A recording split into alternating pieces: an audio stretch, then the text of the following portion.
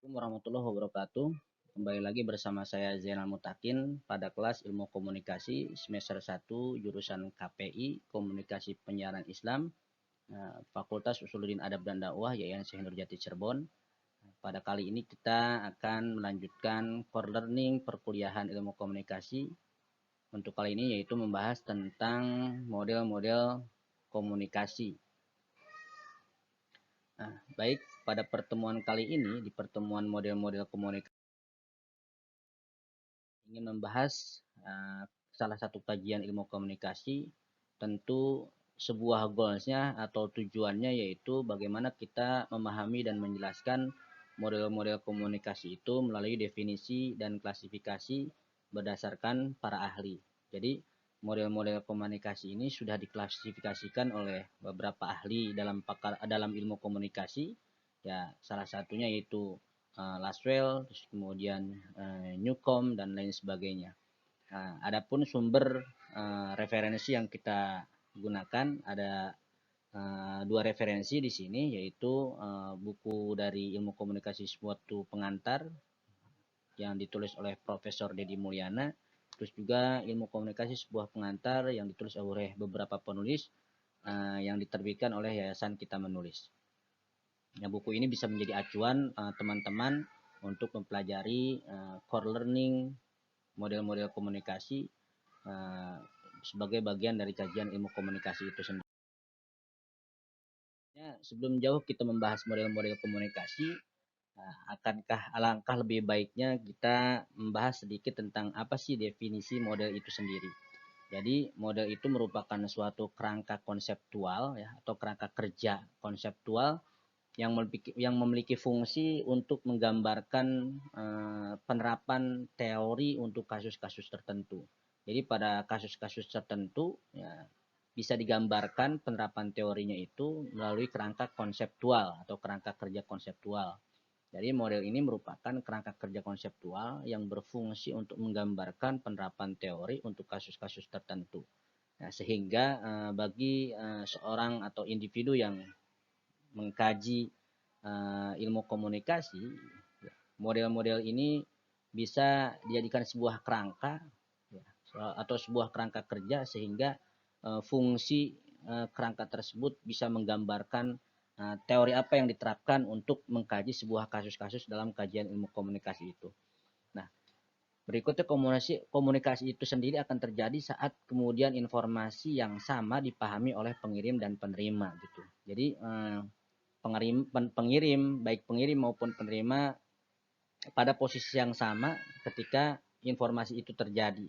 Kemudian informasi yang disampaikan ataupun yang diterima itu sama-sama difahami oleh kedua belah pihak. Jadi komunikasi akan terjadi saat informasi yang sama dipahami oleh pengirim dan penerima. Ini menurut Crystal dalam Purba dan kawan-kawan ya, tahun 2020. In a broad sense, the term model can apply to any symbolic representation of thing, process, or idea.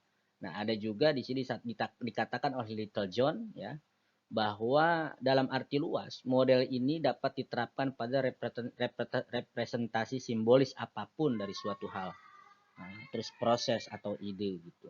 Nah, secara luas model dapat diterapkan pada representasi simbolis apapun itu dari sesuatu hal atau dari apapun prosesnya atau idenya apapun idenya gitu. Jadi apa maksudnya komunikasi itu juga memiliki role model tersendiri untuk kemudian diterapkan pada apa namanya representasi atau yang mewakili simbol-simbol itu sendiri gitu.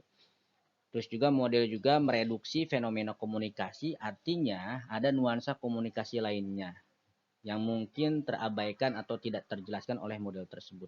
Bisa jadi atau dimungkinkan ada model-model lain ya, mungkin di antara teman-teman itu akan menemukan sebuah model baru gitu untuk kemudian bisa memperkaya hasanah model-model komunikasi lainnya gitu. Jadi barangkali dari model-model komunikasi yang akan saya sampaikan nanti ya, ada mungkin yang terabaikan atau tidak terjelaskan gitu dari model-model yang akan saya sampaikan tadi. Apa berikutnya? model komunikasi juga tentunya memiliki fungsi ya. Ada beberapa fungsi yang disampaikan oleh Deutsch dalam Kusniaji tahun 2017. Ya, di sini disampaikan ada fungsi model komunikasi itu sebanyak 4 fungsi ya. Pertama yaitu model komunikasi mengorganisasi gitu. Kalau bicara organisasi artinya ada urutan, ada struktur gitu. Yang satu sama lain struktur itu berkaitan di antara bagian yang satu atau bagian yang lainnya.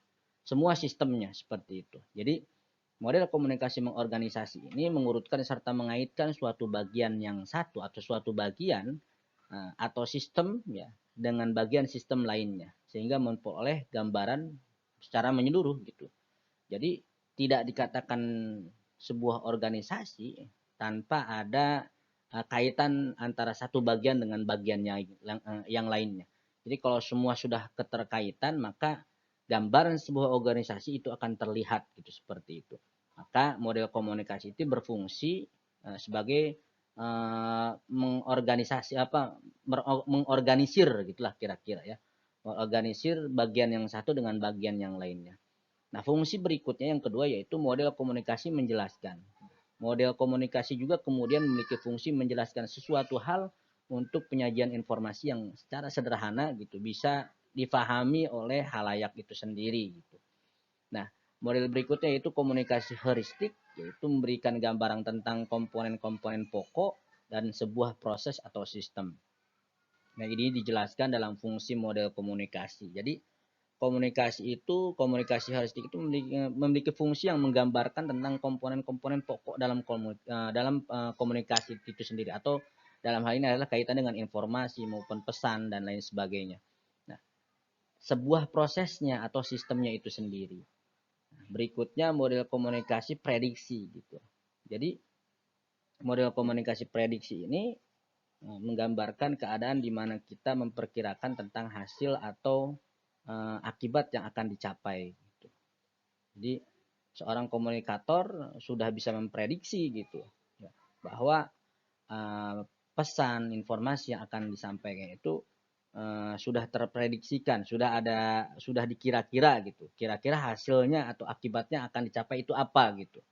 Jadi sudah diprediksi sebelumnya seperti itu. Teman, di sini baru kita mulai mengkaji sesingkat mungkin model-model komunikasi itu sendiri gitu. Jadi ada beberapa model ya.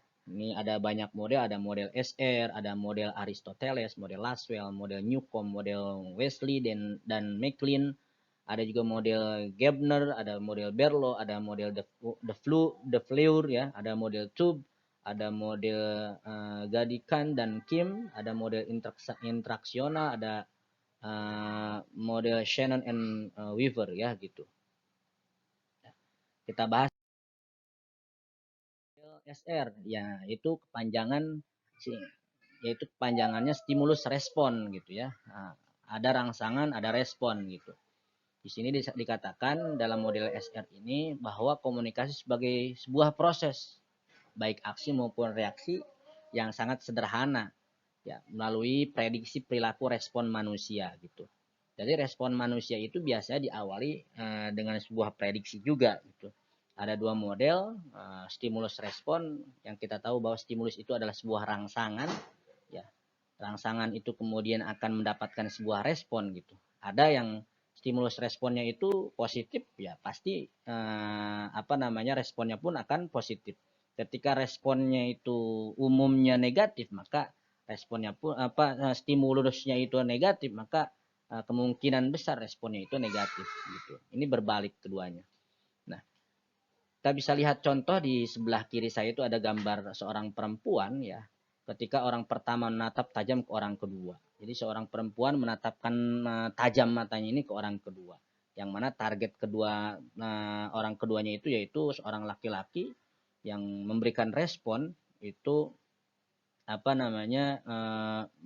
merespon kembali, menatap kembali orang yang pertama itu tadi gitu.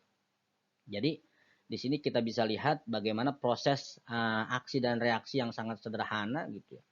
Terlihat di sini gambar yang di sebelah kiri itu memberikan rangsangan atau stimulus, gambar yang kedua memberikan responsifnya gitu. atau tanggapannya.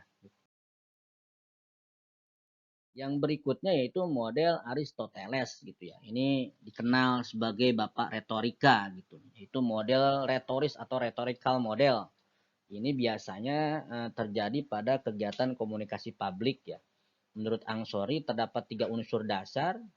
Yang pertama yaitu pembicara atau speaker, yang kedua yaitu pesan atau message, yang ketiga itu pendengar atau listener. Nah, di sini digambarkan ada pembicara, terus kemudian pesan yang disampaikan, terus kemudian ada pendengar yang menerima. Nah, di sini ada tulisan setting. Pendengar inilah yang kemudian akan di sana ada respon nanti, terus kemudian akan ada mau diapakan sih pesan tersebut setelah didengar oleh seorang listener tersebut. Nah, adapun faktor yang berperan dalam efek persuasif ini, nah biasanya model inilah model persuasif biasanya gitu.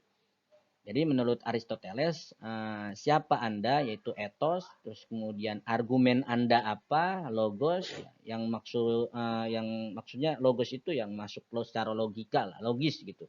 Terus kemudian patosnya itu mainkan emosi halayak gitu. Nah, setting inilah yang kemudian dimainkan oleh pendengar itu sendiri gitu. Seperti itu. Selanjutnya yaitu model Shannon and Weaver. Ini boleh dikatakan sebagai komunikasi dalam bentuk komunikasi linear ya. Nah, apa yang dimaksud dengan model Shannon and Weaver? Yaitu sebuah pola komunikasi yang diterapkan dalam bentuk komunikasi satu arah. Ingat, satu arah. Yang berlangsung tanpa ada timbal balik secara langsung. Juga kemudian menampilkan komunikasi sebagai proses linear yang sederhana. Disebut juga sebagai model matematis atau teori informasi. Nah, di sini Shannon and Weaver mengidentifikasikan 3 tingkatan permasalahan dalam komunikasi. Pertama yaitu masalah teknis, terus kemudian semantik, ya semantik itu bisa lebih kepada bahasa ya gitu, bahasa atau narasi, terus juga yang terakhir yaitu keefektifan. Jadi seberapa efektif pesan yang disampaikan oleh komunikator itu sendiri. Nah, di sini ada bagan. Yang pertama yaitu information search, yaitu sumber informasinya, ya. Kemudian melahirkan sebuah pesan, transmitter, ya. Transmitter itu maksudnya adalah encodernya gitu. Mau disandikan seperti apa simbol atau pesan yang akan disampaikan. Lalu kemudian dikirimlah sinyal melalui channel, ya. Channel itu salurannya gitu kan. Nah, terus juga received sinyal itu diterima oleh seorang penerima, kemudian decoder. Di sana kemudian diinterpretasikan oleh si penerima pesan. Pesan itu akan menjadi opini atau penafsiran seperti apa gitu. Baru kemudian destination. Destination itu bisa disampaikan lagi ke halayak yang lain gitu. Seperti itu. Contoh model komunikasi linear ya. Nah, kita kenal di sebelah kanan saya atau di gambar ini terdapat seorang ustadz. Ya, ini seorang ustadz yang masyhur yaitu Ustadz Ahmad Al-Habsyi. Beliau sedang menyampaikan materi khutbah di masjid tanpa adanya umpan balik. Nah, biasanya dalam sebuah ceramah gitu, tidak ada proses umpan balik atau feedback itu sendiri gitu. Kecuali ada bentuknya mungkin diskusi atau dialog interaktif ya tentang masalah kajian fikih atau yang lain sebagainya, misalnya seperti itu. Nah, ini contoh model komunikasi linear. Ada model interaksional atau model interaksi simbolik gitu. Nah, ini model ini adalah sebuah keadaan komunikasi yang berlawanan dengan model stimulus respon tadi gitu. Ini sangat berlawanan. Kalau model stimulus respon tadi itu sifatnya ada 2 kan gitu, stimulus respon yang sifatnya positif dengan positif, terus kemudian stimulus respon yang negatif dengan negatif. Jadi bila mana satu orang itu mengirimkan sebuah stimulus, maka yang orang kedua akan memberikan respon gitu.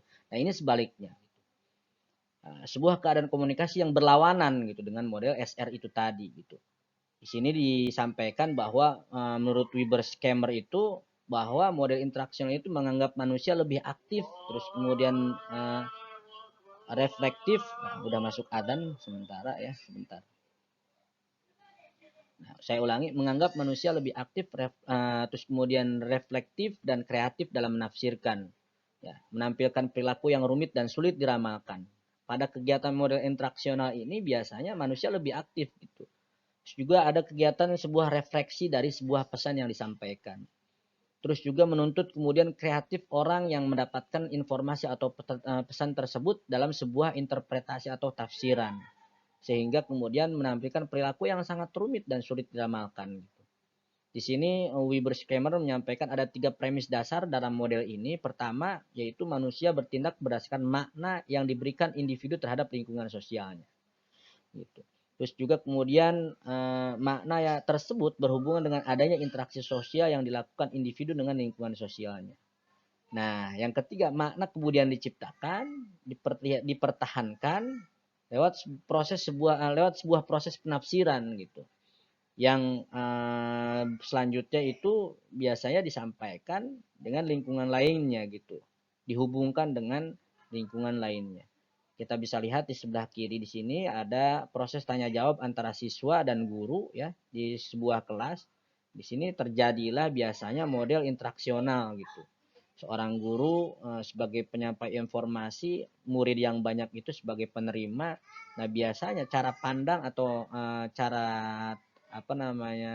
interpretasi atau penafsiran apa yang disampaikan oleh seorang dosen atau guru inilah kemudian boleh dibilang menjadi proses refleksi seorang mahasiswa atau seorang murid dan proses kreativitas seorang mahasiswa dan murid sehingga mahasiswa dan murid itu bisa menafsirkan apa yang disampaikan oleh seorang dosen atau guru itu gitu.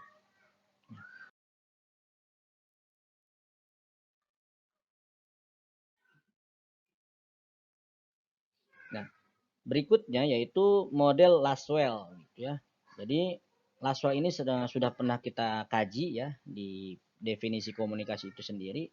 Jadi ungkapan verbal yang dilakukan dengan baik apabila dilaksanakan dengan 5 tahap berikut. Jadi menurut Laswell, ungkapan verbal itu tentu akan dinilai baik ya bila dilaksanakan dengan 5 tahapan berikut. Pertama yaitu who, terus kemudian what, terus channel, whom dan effect gitu ya. Ini unsur boleh dibilang sebagai unsur komunikasi juga gitu. Ada berupa ungkapan ya, bahwa model Laswell ini adalah berupa ungkapan verbal dalam praktik komunikasi massa gitu. Jadi, biasanya orang yang berkegiatan atau yang melakukan kegiatan dalam sebuah proses komunikasi massa, model ini digunakan gitu. Terus juga dalam model Laswell ini penting juga kemudian untuk dipertimbangkan faktor lain yang menghambat komunikasi itu sendiri gitu. Apa yang menjadi hambatan? Apa yang menjadi hambatan atau halangan proses komunikasi dalam bentuk model Laswell ini gitu. Ini tahapan model Laswell sudah kita tahu ya, sebagai unsur komunikasi itu sendiri. Pertama who, yaitu siapa, pihak yang mempunyai kebutuhan berkomunikasi dan memulai komunikasi itu sendiri. Jadi orang yang pertama kali yaitu seorang komunikator adalah orang yang mempunyai kebutuhan komunikasi gitu.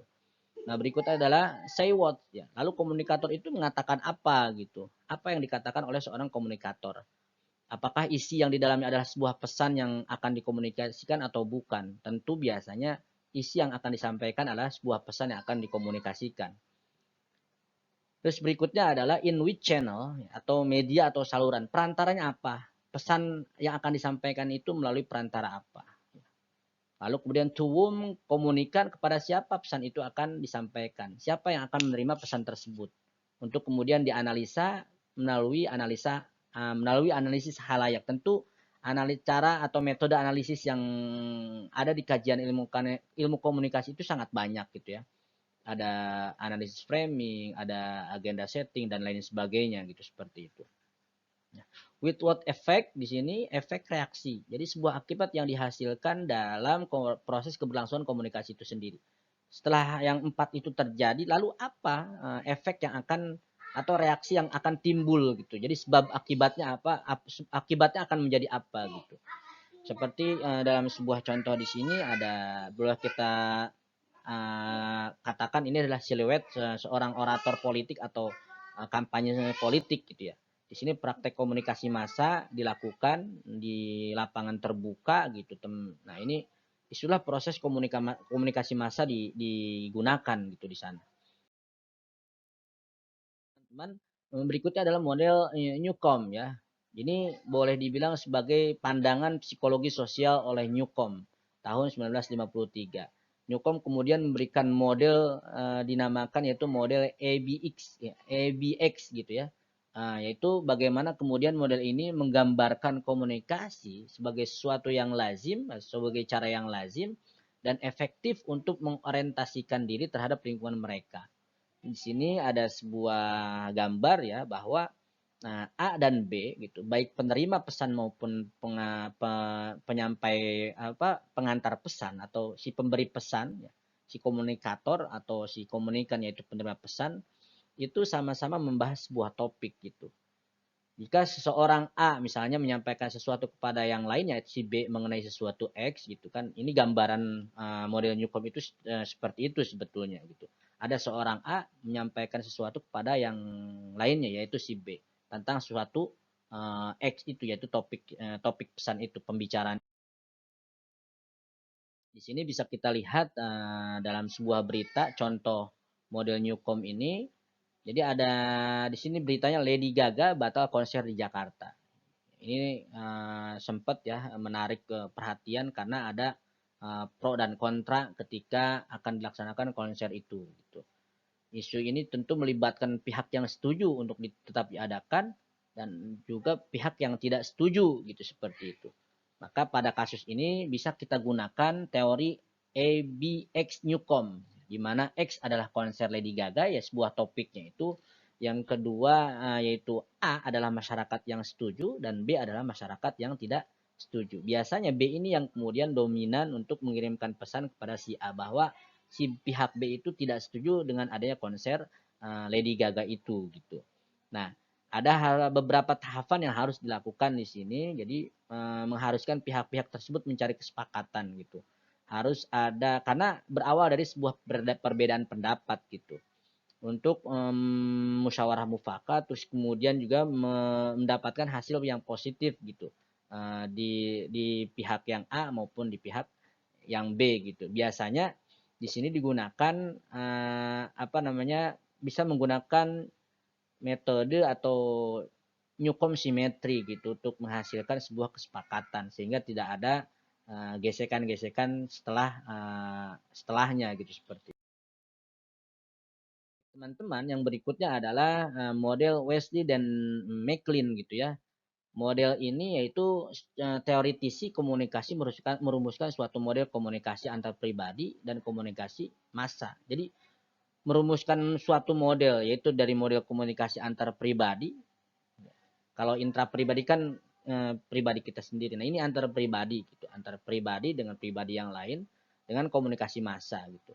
Dan memasukkan umpal balik sebagai bagian internal dari sebuah proses komunikasi. Nah, dalam komunikasi antar pribadi dan komunikasi ini, komunikasi massanya diformulasikan, terus kemudian dimasukkan ke dalamnya, itu umpan balik sebagai bagian dari internal sebuah proses komunikasi.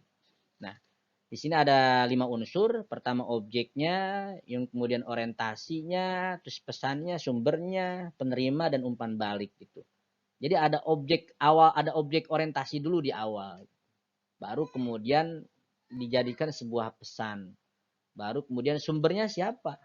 Jadi ini boleh jadi adalah sesuatu proses komunikasi yang disengaja. Sumbernya siapa misalnya. Lalu penerimanya siapa dan disitulah kemudian ada umpan balik.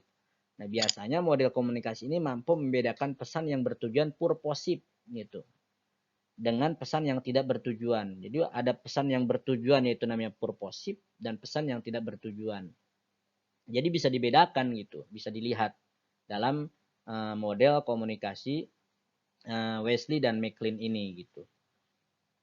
Nah, kalau kita lihat di sini kan ada di X1, X1, X2 gitu kan yang sebelum angka A ini itu adalah objek orientasi terus kemudian menjadi sebuah pesan gitu. Nah, di sini juga oleh A itu disampaikan ke ke C dulu, jadi pesannya itu dulu sumbernya gitu di sini. Ya. Terus bisa kita lihat contohnya ya. uh, model Wesley dan McLean ini ada dua gambar di purposive yang pesan yang memiliki tujuan tadi. Di sini disampaikan ketika mahasiswa menyampaikan pesan kepada temannya bahwa selama ini dosen yang mengajarnya baik dan selalu memberi nilai yang bagus gitu. Nah, sedangkan di gambar yang kedua, contohnya ketika seorang mahasiswa kemudian menceritakan dosen menyampaikan bahwa dosennya itu memiliki kebaikan, ya, menceritakan kebaikan dosen kepada dosen lainnya tentang mahasiswanya gitu, seperti itu, ya. Ini bisa dilihat contohnya, teman-teman bisa membandingkan ya antara yang purposive maupun yang non purposive gitu. Model berikutnya itu model Gardner, bukan model Gabner ya. Model Gabner yaitu perluasan dari model linear Lasswell yang tadi itu, yang 5 unsur tadi, what, terus kemudian 5 yang tadi itu, menghubungkan pesan linear Lasswell dengan realitas dan konteks gitu, sehingga membuat kita bisa mendekati pertanyaan mengenai persepsi dan makna itu sendiri gitu.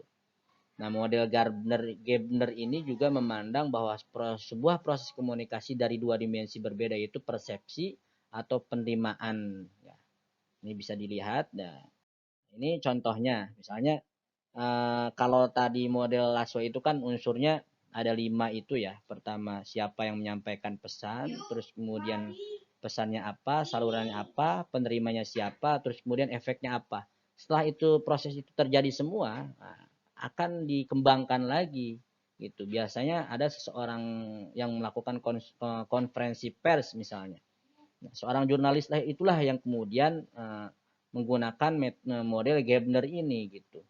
Jadi setelah unsur komunikasi yang dikatakan Laswell itu terjadi, maka seorang jurnalis melakukan peliputan suatu peristiwa dan ditayangkan langsung ke publik melalui media massa gitu. Ada destinasi lainnya gitu dari informasi yang sudah melewati unsur komunikasi Laswell itu sendiri. Nah, ini ada model Berlo ya. Sumber dan penerima pesan dipengaruhi oleh faktor keterampilan komunikasi, sikap, pengetahuan, sistem sosial dan budaya gitu. Ini bisa kita lihat ada SMCR ya, ada source yaitu sumber, message adalah pesan, channel adalah saluran, receiver adalah penerima. Antara source dan receiver, baik sumber maupun penerima ini sama di situ. Turunannya ada bagaimana skill komunikasinya, terus kemudian attitude-nya itu bagaimana, pengetahuannya bagaimana, sistem sosialnya bagaimana, terus kulturnya, budayanya juga bagaimana. Di sini di receiver juga sama gitu. Message-nya itu ada apa sih elemen yang dikedepankan, kontennya apa, elemennya apa, terus treatmentnya apa, ada struktur yang dibangun itu seperti apa, terus kodenya itu bagaimana gitu. Nah, terus channelnya itu salurannya bisa dilakukan dengan cara melihat, terus kemudian mendengar, ada cara menyentuh, ada smelling ya, ada juga testing ya, dirasakan gitu, perasaan gitu, dirasa. Nah, berikutnya menurut model Berlo ini ada faktor dalam model Berlo yang mana sumber dan penerima baik individu maupun kelompok, ya, organisasi, kemasyarakatan, partai dan sebagainya gitu. Sumber dan receiver itu ya sama lah gitu kira-kira. Terus kemudian message-nya itu, pesannya itu ada verbal dan non verbal yang sifatnya bisa menghibur, bisa memberikan informasi, terus pendidikan, pendekatan, ada propaganda juga gitu. Namun channelnya itu, salurannya itu melalui panca indera dan saluran media pada umumnya. Jadi di samping saluran itu media ya pada umumnya, panca indera juga dijadikan sebagai channel atau saluran seperti itu. Nah, berikutnya ada model komunikasi yang selanjutnya, model de Fleur ya, peluasan dari model Shannon dan Weaver tadi, yaitu di komunikasi massa. Biasanya melibatkan perangkat media massa dan perangkat umpan balik gitu. Nah, ini sebagai pelengkap dari model Shannon and Weaver tadi dalam sebuah komunikasi massa. Nah, dalam kegiatan kampanye juga biasanya model de Fleur ini digunakan gitu, bahwa media massa menjadi pendukung dalam kegiatan komunikasi massa, terus juga perangkat umpat baliknya apa gitu. Ini digunakan gitu. Terakhir itu adalah model tubes gitu. Ya, di sini model tube itu pertama bagaimana kemudian menggambarkan komunikasi paling mendasar yaitu komunikasi dua orang gitu. Ya, ini komunikasi antar pribadi juga gitu. Terus kemudian pesan dalam model ini berupa pesan verbal dan non verbal baik disengaja maupun tidak disengaja gitu. Terus juga model komunikasi ini menggambarkan situasi ketika kita berbicara atau mengirim pesan, sebenarnya kita juga mengamati perilaku mitra atau rekan kerja rekan kita dalam pembicaraan ya, yang berlangsung baik secara spontan maupun serentak seperti itu gitu. Nah, ini kira-kira ya. Nah, di sini di sebelah kiri ada gambar ya yang tadi saya sebutkan menggambarkan komunikasi paling mendasar sekali yaitu komunikasi dua orang. Ya, jadi di sebelah kanan itu ada saluran, di tengah ada saluran sama-sama saluran. Kemudian ada gangguan di sebelah kanan, di yang penerima dan pengirim juga, terus kemudian masukan. Sebelah kirinya juga sama, terus di bawah ini ada gangguan, di atas ada pesan. Oke, ini kira-kira prosesnya seperti ini, proses komunikasi yang digunakan dalam dengan model komunikasi tube ini gitu. Baik, saya kira ini yang bisa saya sampaikan. Semoga bisa memberikan wawasan tambahan untuk kita dalam mengkaji ilmu komunikasi itu sendiri. Untuk selanjutnya kita akan membahas core-core atau learning core atau materi-materi lanjutan yang kita kaji dalam kelas ilmu komunikasi semester 1 jurusan KPI Fakultas Usulin Adab dan Dakwah YN Cirebon. Ya. Harapan saya teman-teman tetap mencari sumber atau informasi baik dari jurnal maupun buku-buku lainnya ya, sehingga akan memperkaya hasanah keilmuan teman-teman dalam mempelajari ilmu komunikasi itu sendiri. Terima kasih sudah menonton dan menyimak. Apabila ada penyampaian yang keliru dari saya, mohon dimaafkan. Ya. Sekali lagi saya menyampaikan permohonan maaf. Selanjutnya saya ucapkan billahi taufiq wal hidayah. Assalamualaikum warahmatullahi wabarakatuh.